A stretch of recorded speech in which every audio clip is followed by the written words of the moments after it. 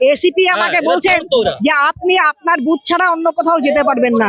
এটা কোন আইন আছে বিধায়ক তার বুথ ছাড়া অন্য কোনো জায়গায় যেতে পারবেন না, আমাকে নাকি বুথের মধ্যে বন্দি থাকতে হবে? এটা তো সম্ভব না।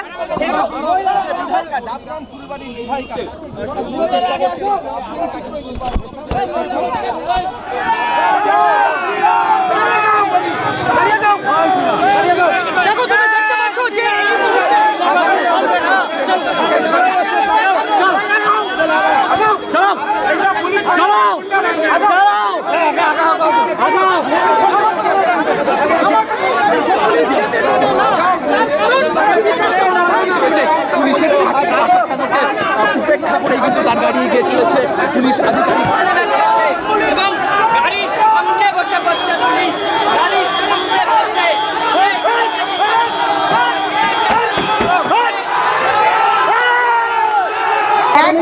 আমি সক্রিয় বলে এই জন্য প্রত্যেকবারই এরকম করে, এরকম ঝামেলা করে। আমি কেন যাই এটাই হচ্ছে চক্ষুষু, প্রত্যেকটা বুথে কেন যাই।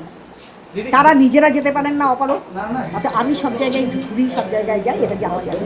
এটা এই যে মহিলা বরাবর করেন, এখনও এবারও তাই করছে। কোথার থেকে কয়েকজনকে নিয়ে বুথের ভিতরে ঢুকে যাচ্ছে ক্যান্ডিডেটের সঙ্গে। কখনো এখন তো ক্যান্ডিডেট চলে গেছে মালবাজারের দিকে, ডাবগ্রাম ফুলবাড়ি এক একটা জায়গায়। আমি যেই ওয়ার্ড থেকে জিতেছি ওখানে গিয়ে 1 ঘন্টা ধরে সারদা হার্ডওয়ারের সামনে ওখানে দলবল নিয়ে প্রেসকে বাইট দিচ্ছে, ভিড় করছে, ভোটের স্বাভাবিক ছন্দটাকে নষ্ট করে দেওয়ার চেষ্টা করছে। খবরটা পুলিশ মানে পশ্চিমবঙ্গের পুলিশ, পশ্চিমবঙ্গের যারা পুলিশ তারা কিন্তু পুলিশ নয়, তারা হচ্ছে এক ধরনের তৃণমূলের ক্যাডার, উর্দি পড়া ক্যাডার, আর কিছু না। তো ওরা আটকাবে না তো কারা আটকাবে? ওরাই তো আটকাবে। ইলেকশন অথরিটিকে বারে বারে বলেছি, এখন সিপিকেও বললাম, সমস্ত জায়গায় লিখিতভাবে কমপ্লিট করছে। আমি এখানে এই বিধানসভা বাইরে বসে আছি, আমি কিন্তু গাড়ি নিয়ে লোক নিয়ে আমি যেতে পারি, কিন্তু আমি জানি সেটা আইনের বৈধতা থাকবে না, সেই জন্য ভিতরে আছে।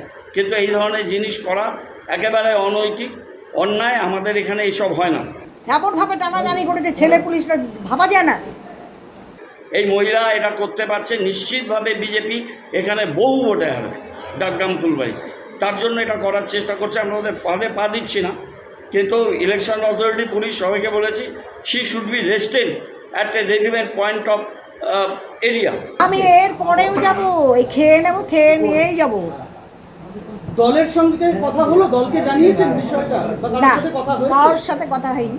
উনি কোনো নিয়মও জানেন না, কোনো কিছুই জানেন না, একটা উন্মত্তর মতো আচরণ করেন। এটা একদমই অন্যায়। এটা একেবারেই ইলেকশনের নিয়ম নীতি ভঙ্গ করা। এখানে আমরা এইভাবে করি না, এইভাবে আমরা শিক্ষিতও না, এইভাবে কাজও করতে আমরা অভ্যস্ত না। এতে কোনো লাভ হবে না, ওদের ভোট আরও অনেক মাইনাস হবে। হেরে যাওয়ার সময় ওরা এই জিনিসটা করছে।